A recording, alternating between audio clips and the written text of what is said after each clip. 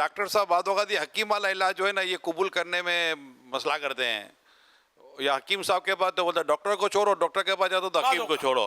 یہ دونوں مطلب کہ ایک دوسرے کو چھوڑا چھوڑی کرواتے ہیں, تو کوئی ان کی دوستیاں نہیں ہو جائیں گی؟ ہر ڈاکٹر ایسا نہیں ہوتا.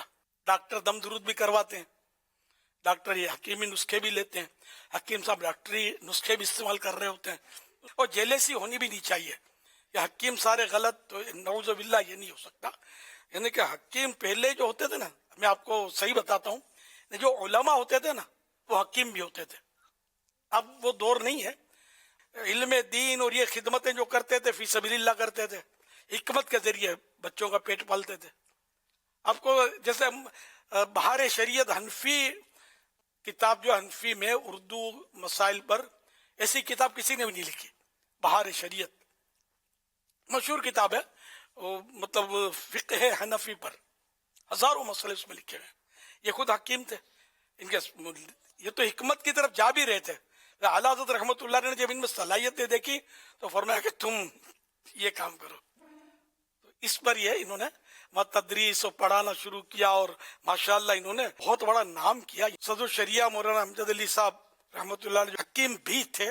دین کا اتنا کام کیا کہ ٹائم ہی نہیں بچتا تھا آپ کے پاس. ان کی اولاد, ان کے پوتے, اور یہ سب اب علماء کا پورا سمجھے کہ ماشاءاللہ مدنی گلدستہ ہے ان کا خاندان جو ہے. تو یوں ابھی کے عالم دین, متقی, پرہیزگار اور ولی صفت عالم دین ہو.